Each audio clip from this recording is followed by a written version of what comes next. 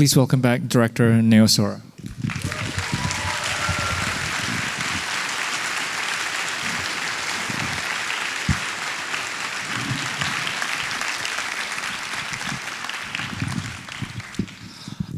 Thank you, Neo, for being here and for the film. Thank you. I also want to, I know Laurie is in the audience, I want to thank her for the beautiful words before the screening as well.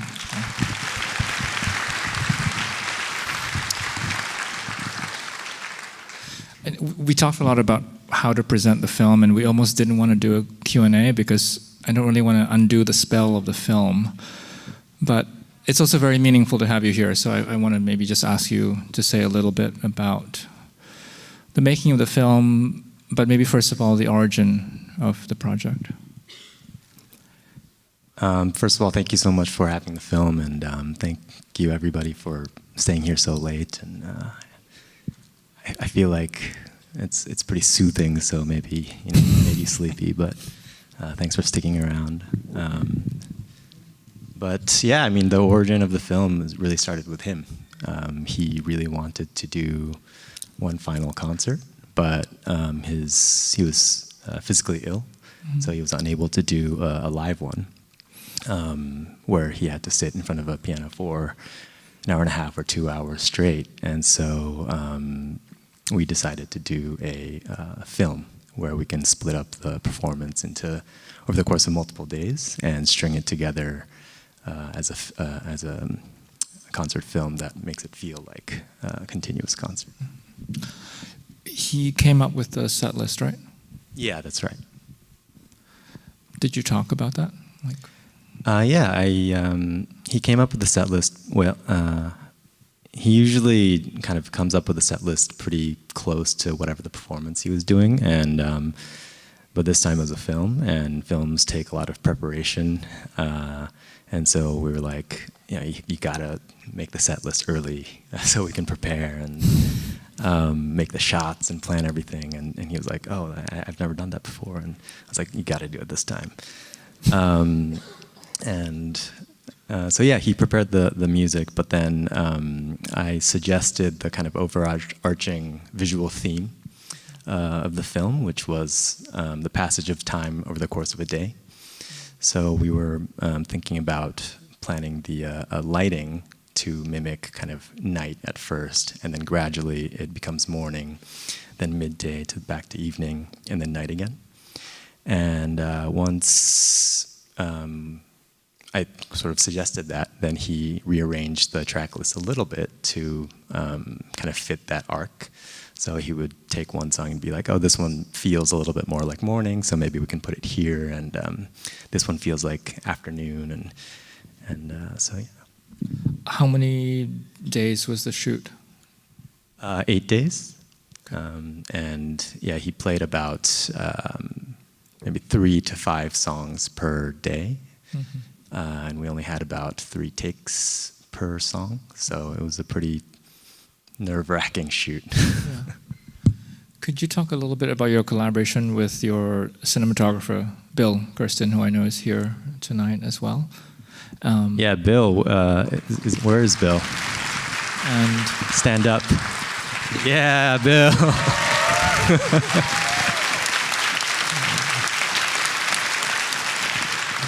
Yeah. And yeah, I guess just sort of mapping out each song and the visual language of each track and also the film. Yeah, I mean, I feel like I did very little because Bill is just such a magician with the camera and the lighting, so I got to just lean on him for the most part. But we listened to the music a lot. We kind of internalized the music in our bodies and our muscles, and especially Bill. And we had 2 other really fantastic camera operators, Motomu Ishigaki and Kari Oda. Kari Oda, who's also a filmmaker. And we had a general plan for the cameras to capture certain things at certain moments in the songs, but in between point A and point B, which we've defined, we kind of just left it up to the camera operators, including Bill, to be as reactive to the music as possible. and just let them find whatever they wanted to see at the time, because so much of the film was about picking up on the little gestures or the expressions. So there was a lot of, it was kind of improv within or freedom within a structure. I love it, and I find it really moving that you left in some sort of imperfections and, these sort of stop moments, and if you can talk a little bit about that. Yeah, of course we filmed, there's that one song, Bibo no Aozora, which there's a improvisational section in that song. And the one in the film was take 2, but in that take he pauses the improvisation and kind of considers the harmony that he's playing. Something about it is not right. It's kind of like, I don't know, like a path in the woods that doesn't exist that he's like searching for. And he sort of plays it over again to try to explore different harmonies within that. It's a very dissonant moment within the song. And there's something really, I don't know, watching it was extremely intriguing because I don't know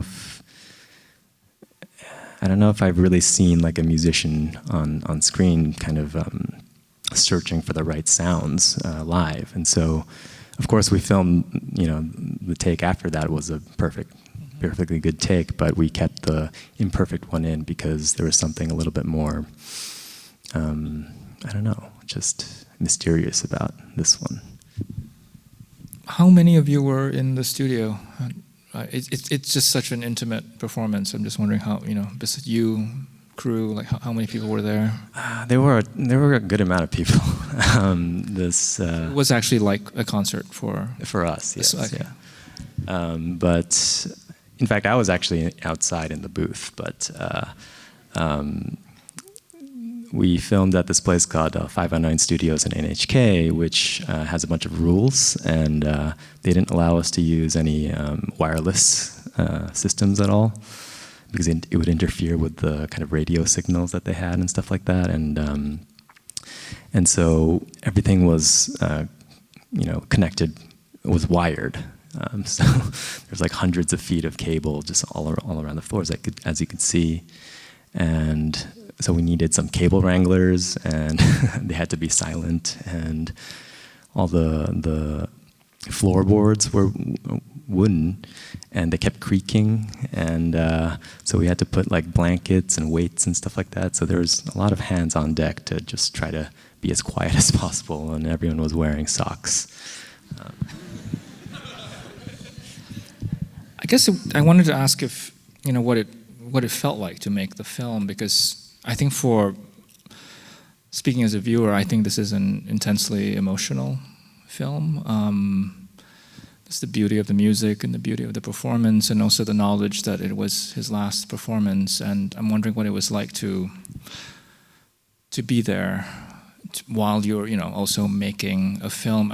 I think people know, but you're Sakamoto's son. We should say that there's a close connection with your subject, obviously. So I'm just wondering what it felt like to just be making this in that moment.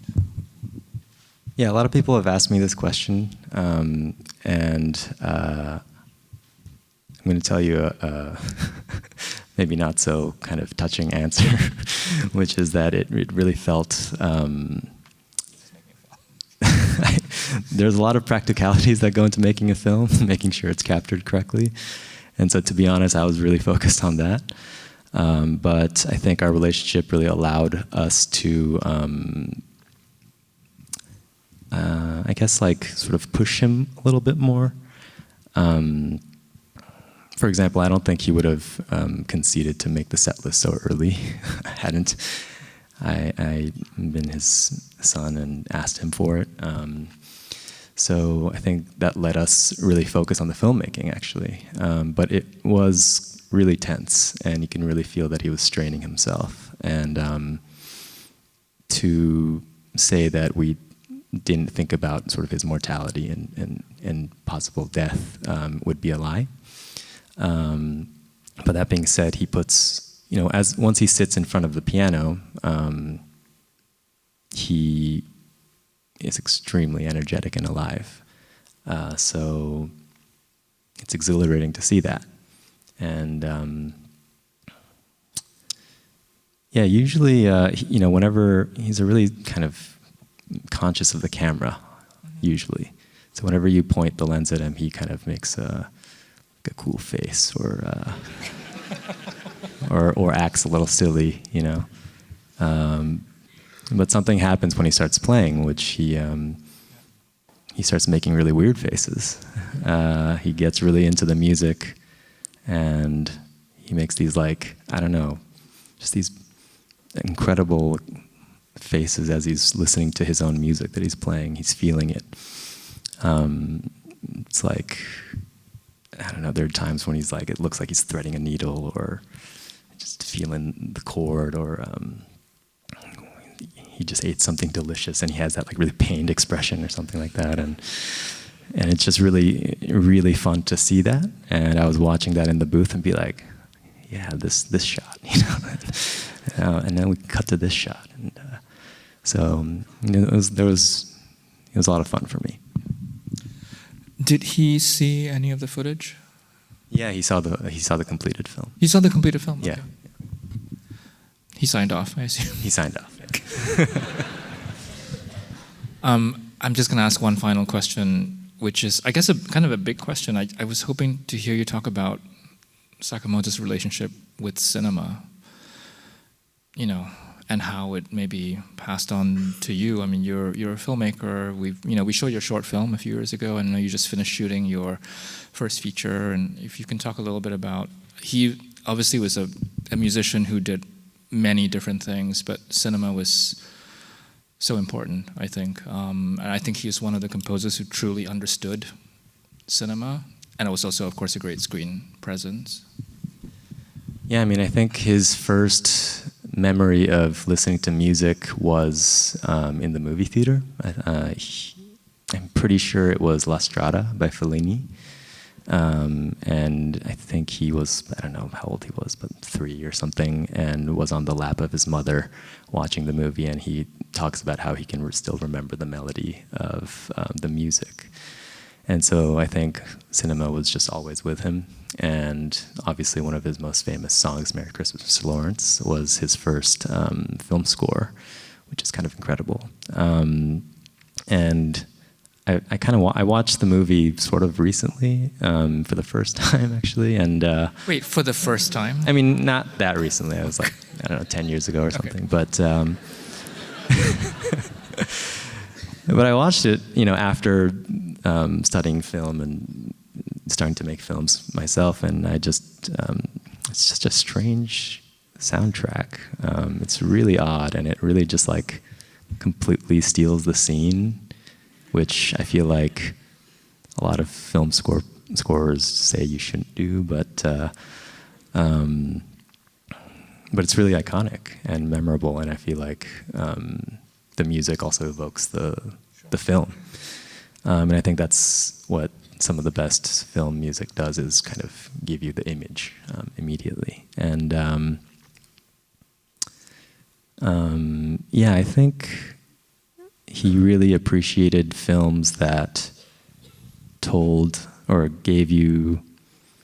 communicated emotions and communicated ideas in a non-verbal way. And I think he brought that to his music. And I think music is one of the mediums that can deliver emotion in one of the purest ways possible, I think. It kind of just goes straight to your amygdala, and we tried to do that with this movie too. We didn't want to kind of burden it with narrative or words, because the music did all the talking.